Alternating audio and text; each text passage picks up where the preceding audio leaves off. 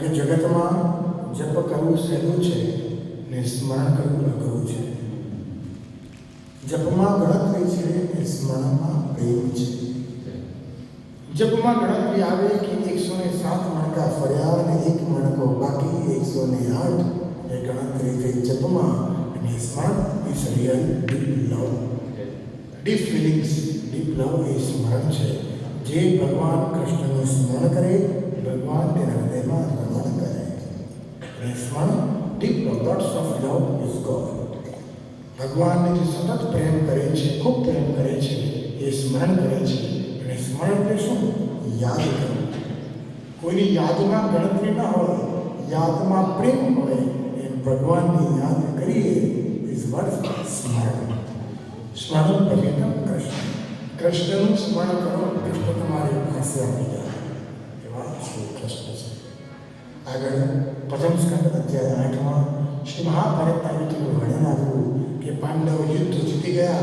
તો જ્યારે રણભૂમિમાં કુરુક્ષેત્રમાં નવું થયું, રથ થયું, જ્યારે ખૂન વહેતા જોઈને મનમાં પાછું દુઃખ થયું.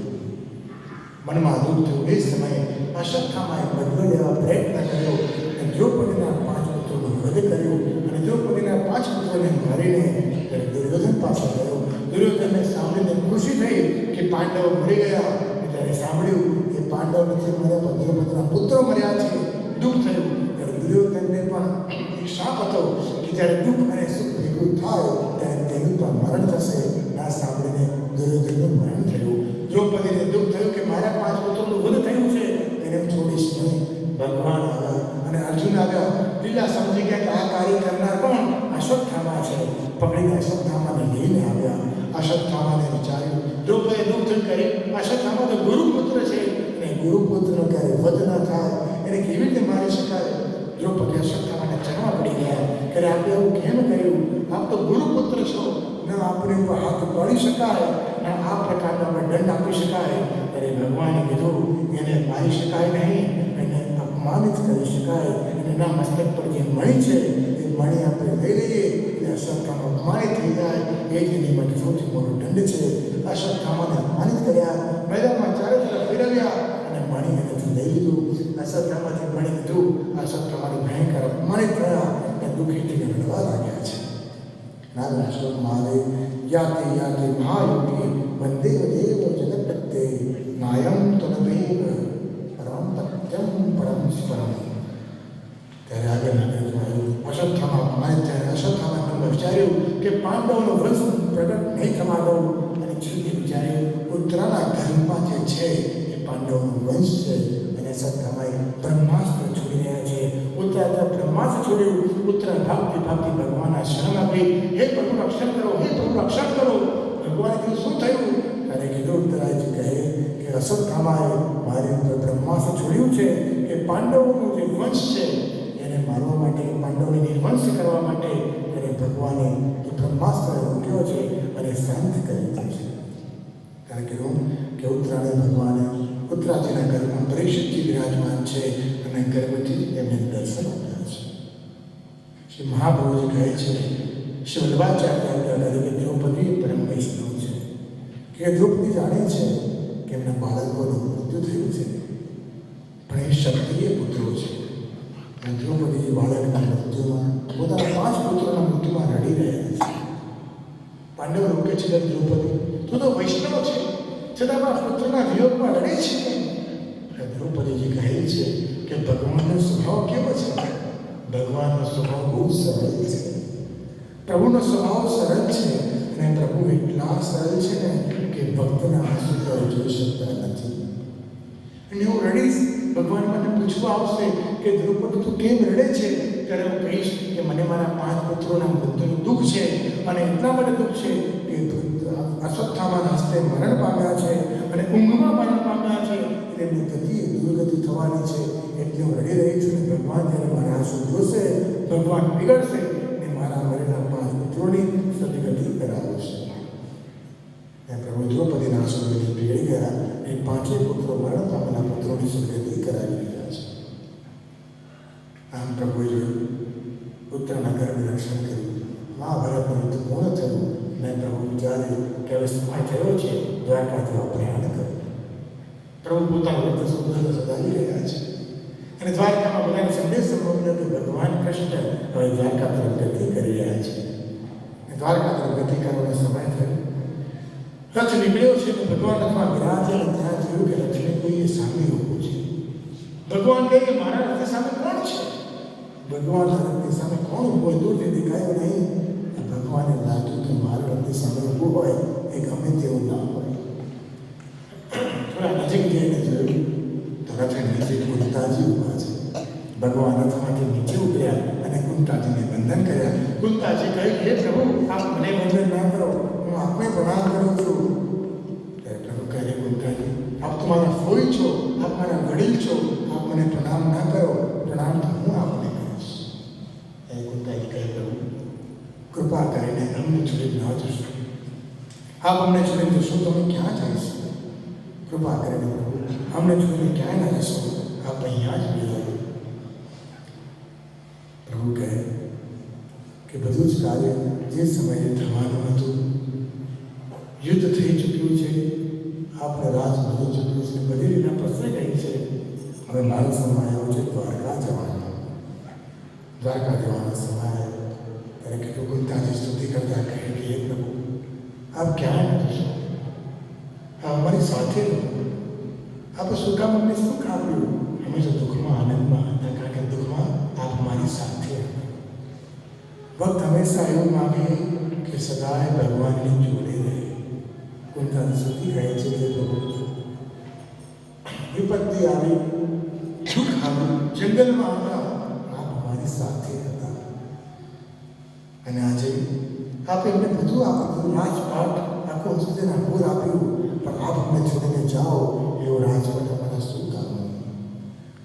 અને કુંતાજીની સ્તુતિમાં પ્રથમ શ્લોકમાં આવે નમસ્તે પ્રસન્નમ ત્વાદ્યમ વિશ્વમ પ્રકૃતે અલક્ષ્ય સર્વભૂતાનાં દેવ્યવસિતમ શવ. કુંતાજી કહે હે પ્રભુ આપ મારા ભત્રીજા નથી, આપ તો સાક્ષાત આદિ પુરુષ છો, દેવના પણ દેવ આપ છો, જગત પિતા આપ છો, સૃષ્ટિ રચના કરનાર આપ છો. આપ મારા ભત્રીજા કેવી રીતે હોઈ શકો? આપ તો મહાસાગર છો. સાગરની એક એક બૂંદમાં જે મીઠું નમક ભરેલું છે એ આખી આ સૃષ્ટિમાં પ્રભુ આપ ભરેલા છો. આપ મારા ભત્રીજા નથી, આપ તો પરમાત્મા છો. આમ કહીને કુંતાજી સ્તુતિ કરે છે હે પ્રભુ આપ તો સર્વ જીવના રક્ષણ કરતા છો, આપે તમારા રક્ષણને પાલન કર્યું છે. હે પ્રભુ અમને જોઈને ના જશો. કુંતાજીની આંખમાં આંસુ આવી ગયા છે. હે પ્રભુ આપની સાથેનો સંબંધ એ જ સાચો બ્રહ્મ સંબંધ છે. કૃષ્ણ જોડે સંબંધ જોડાય એ જ બ્રહ્મ સંબંધ કહેવાય. ને કુંતાજી આગળ કહે કૃષ્ણાય વાસુદેવાય દેવકી નંદાય નાથન ચ નંદગોપ કુમારાય ગોવિંદાય નમો નમઃ. કુંતાજી કહે હે પ્રભુ આપ તો વસુદેવ અને દેવકીના નંદન છો, આપ કૃષ્ણાય છો, જગત હિતાય છો, સર્વ રક્ષાય છો. આપે વસુદેવજી આપના પિતાનો આપણે ઉદ્ધાર કર્યો હતો એની બેન છું, મારો ઉદ્ધાર નહીં કર્યો. દેવકીને નરાયણ છું, દેવકીજી આપની માતા છે, હું એની નણંદ છું. આપ આપની માતાનો ઉદ્ધાર કરો છો, મારો ઉદ્ધાર નહીં કરો પ્રભુ. આપની જોડેનો સંબંધ એ કોઈ લૌકિક સંબંધ નથી પ્રભુ, તો અલૌકિક સંબંધ છે. અને અલૌકિક સંબંધ પ્રભુ આપના માતા પિતાને બધાના પર ઉદ્ધાર કર્યો, હું પણ આપણા સંબંધમાં છું, શું મારો ઉદ્ધાર નહીં કરો? કુંતાજી કહે કે ભગવાન આપ તો સર્વ ભક્તોનો ઉદ્ધાર કરો, તો પોતાના પ્રિયનો ઉદ્ધાર નહીં કરો, તો મારો ઉદ્ધાર કરો. ખૂબ વિનંતી કરી કુંતાજી કહે કે પ્રભુ દુઃખ સારું હતું કે આપ જોડે હતા, અને સુખ કેવું છે? સુખદેવજી કહે કે બધી સ્તુતિ અને કુંતાજીની સ્તુતિમાં પરિવર્તન છે. શ્રી વલ્લભાચાર્યજીનો ગ્રંથ સુબોધનીતિમાં શ્રી વલ્લભાચાર્યજી આજ્ઞા કરી કે બધા જ ભક્તો તરા ભાગતી ભગવાન પાસે આવી. હે કૃષ્ણ કરતે કરતે ઉત્તરા જ્યારે આવી ત્યારે આપત્તિમાં હતી. કુંતાજી જ્યારે આવ્યા એ આપત્તિમાં હતા, એ સંતતિમાં હતા. ઉત્તરા આવી ત્યારે દુઃખી હતી અને કુંતાજી આવ્યા ત્યારે તે સુખી હતા. ઉત્તરાની ભગવાન સામે સ્તુતિ એ દુઃખમાં સ્તુતિ હતી અને કુંતાજીની સ્તુતિ છે એ સુખમાં છે કે બધું જ પ્રાપ્ત થઈ ચૂક્યું છે તો પ્રભુ જગતનાથ આપ છો, આપ અમારી સાથે નથી તો જે મળ્યું છે એ બધાની કોઈ કિંમત નથી. એટલે કુંતાજીની સ્તુતિ એ પૃષ્ટિ સ્તુતિ છે. પૃષ્ટિ સ્તુતિ એટલે ગોલોકની સ્તુતિ. જે મર્યાદા સ્તુતિ અને પૃષ્ટિ સ્તુતિ બે પક્ષી તરીકે ઉડતા ઉડતા ગયા અને ગોલોક સુધી પહોંચ્યા. મર્યાદા સ્તુતિ જોયું કે ભગવાન એ રાજ કરે છે એના શામાં રહ્યું. પણ પુષ્ટિ સ્તુતિ નામનું પક્ષી એ કહે છે કે ભગવાન કઈ રાજ ના કરે પણ ભગવાન તો પ્રેમ કરે. ગોલોકથી પણ ઉપર ખેંચશે ત્યારે પુષ્ટિ સ્તુતિ ઉડતી ઉડતી ઉડતી ઉડતી આગળ ગઈ અને ગોલોક સુધી પહોંચીને ગોલોકથી આગળ પહોંચી ત્યારે લીલાના દર્શન થયા. અને લીલાના દર્શન એટલે શું કે પુષ્ટિ સ્તુતિ જોયું કે વ્રજની પણિયારીઓ કૂવામાંથી જળ કાઢી રહી છે અને ભગવાન કૃષ્ણ વેણુનાદ કરી રહ્યા છે. વ્રજની પણિહારીઓ ગોપીઓ કૂવામાંથી પાણી ખેંચી રહી છે અને ભગવાન કૃષ્ણ ત્યાં વેણુનાદ કરે છે. અને પણિહારી જ્યારે જળનો ઘડો ઉઠાવે અને એને બહુ ભાર લાગ્યો ત્યારે પણિહારીએ કીધું એ કાના અહીંયા આવ. ભગવાનને બોલાવીને કીધું કે જો આ ઘડો છે ને બહુ વજનદાર છે, મારાથી ઉઠતો નથી, જલ પોતાના માથે મૂકને મારા ઘરે મૂકવા આવ. એમ ગોપીનું કહ્યું કૃષ્ણ માને અને ગોપીનો ઘડો કૃષ્ણ પોતાના માથે લે અને ગોપીના ઘરે મૂકવા જાય એને કહેવાય વ્રજની લીલા. એ પ્રભુ લીલાના દર્શન સાક્ષાત પુષ્ટિ સ્તુતિએ કર્યા. એમ કીધું કે ઘંટાજીની સ્તુતિ એ પુષ્ટિ સ્તુતિ છે કે પ્રભુની દરેક અલૌકિક લીલાના દર્શન કરાવનાર સ્તુતિ એ કુંતાજીની સ્તુતિ છે કે ભગવાન જોડે મને વ્યવહારિક સંસારિક સંબંધ છે પણ ભગવાન કેવા છે કે સંસારિક સંબંધ બાંધ્યો હોય એનો પણ ઉદ્ધાર કરે.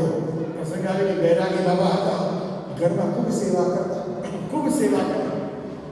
25 વર્ષના હતા અને 75 વર્ષના થયા, 50 વર્ષ સુધી ઘરમાં ને ઘરમાં રહેતા અને નાનકડા કષ્ટની સેવા કરતા. ના ઘરની બહાર જાય ના ઘરમાં કોઈને બોલાવે, બસ પ્રભુની સેવા જ કરતા. પ્રભુમાં મગ્ન રહેતા. નાનકડા પ્રભુના સ્વરૂપને રોજ સ્નાન કરાવે, રોજ શૃંગાર કરે, એની માટે અલગ અલગ વ્યંજન બનાવીને પ્રભુને રોજ ધરે, નવા નવા વાઘા ધરે, નવા નવા ધોળ ગાય, નવા નવા પદ ગાય. પ્રભુને ખૂબ લાગ બનાવતા. પ્રભુને ખૂબ સેવામાં સેવામાં રહેતા. રાત્રે એકદમ ઉઠી જાય એ વેરાગી બાબા કેવા રાત્રે અચાનક ઉઠી જાય, 2 વાગે ઉઠે ત્યારે મને તરસ લાગી છે, મારા કારણે પણ તરસ લાગી છે, મને પાણી પીવડાવી. રાત્રે 4 વાગે ઉઠે કે ત્યારે મને ભૂખ લાગી છે ને એનો મતલબ મારા કારણે પણ ભૂખ લાગી છે, એ તો મારો દીકરો છે. એ પોતાના બાળક બનાવીને પ્રભુની સેવા કરતા. કહેતા કે મારો સંસારમાં કોઈ નથી, મારો એક દીકરો છે. કોણ? આ કૃષ્ણ છે ને નાનકડો, એ મારો દીકરો છે. બધા લોકોને થયું કે વૈરાગી બાબા કેવા છે, ઘરમાં ને ઘરમાં કૃષ્ણની સેવા કરે ને પોતાના એ ભગવાનનો દીકરો માનીને ખૂબ લાભ લાવે છે. થોડા દિવસો થયા અને વૈરાગી બાબાના તો સમય આવીને જવાના પ્રાણ લઈ ગયા અને મૃત્યુ થયું.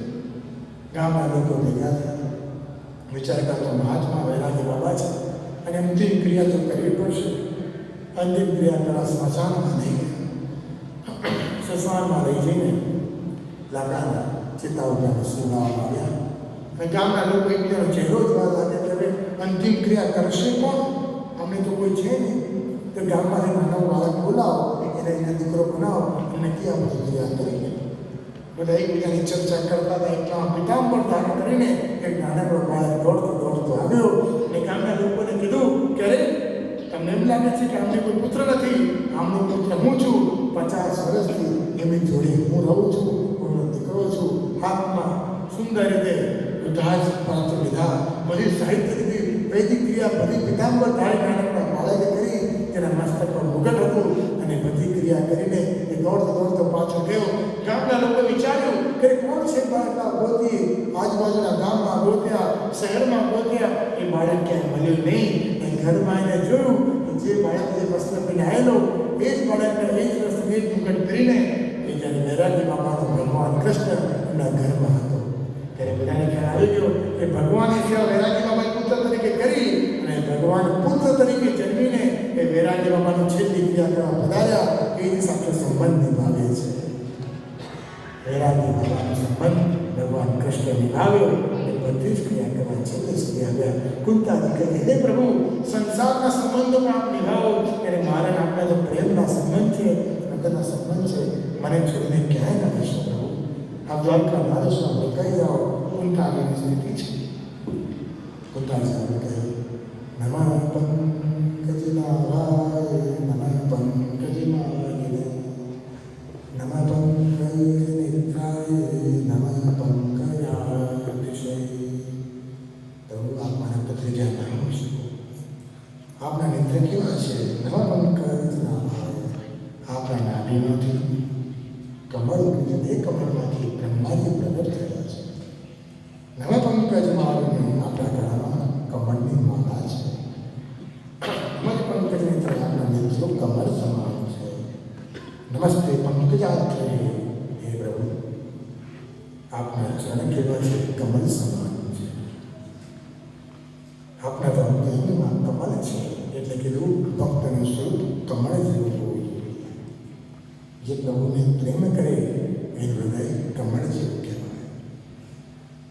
બ્રહ્મનું સાહિત્ય જોઈને બ્રહ્મનું જીવન કેવું છે? કમળના પ્રેમમાં છે.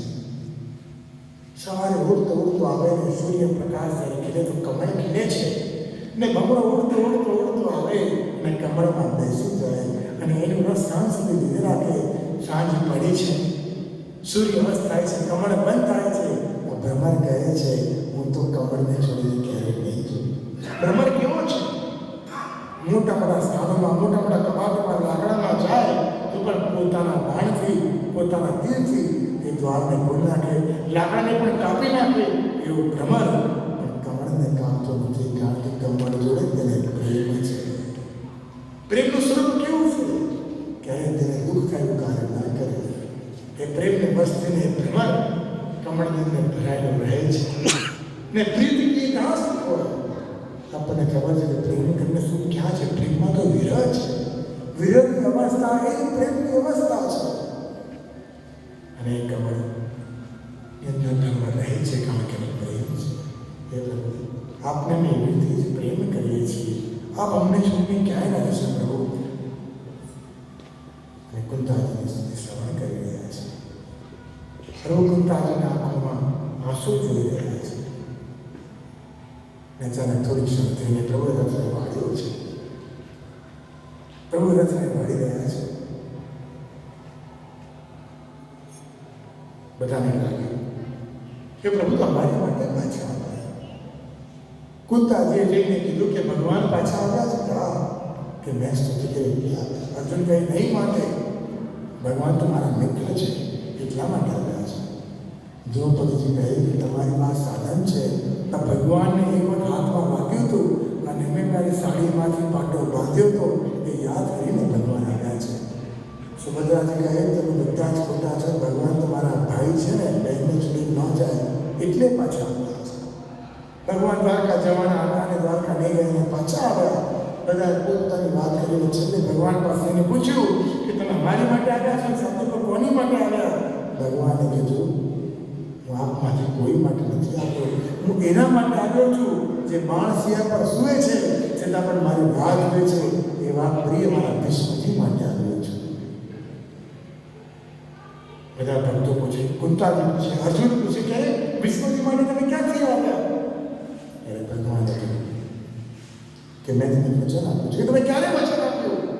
મેં અડધી રાત્રિ ભગવાનને વચન આપ્યું છે. ભગવાન કહે છે કે અડધી રાત્રિના સમયમાં ભીષ્મજીને વચન આપ્યું છે કે છેલ્લી અવસ્થામાં આપણે દર્શન આપીશ. અર્જુન પૂછે પ્રભુ આપણે આ વચન આપ્યું ક્યારે? ત્યારે ભગવાન કહે અડધી રાત્રિનો સમય હતો. અલૌકિક લીલા બની ગઈ. દુર્યોધન ભીષ્મજી પાસે આવ્યો અને ભીષ્મજી કીધું કે તમે યુદ્ધમાં અમારી સાથે છો. 15 કાલે તો આપ પાંડવના પક્ષમાં છો. હવે તો એક એક કરીને કૌરવ મરી રહ્યા છે અને ભીષ્મજી આપને આનંદ થઈ રહ્યો છે લાગે છે.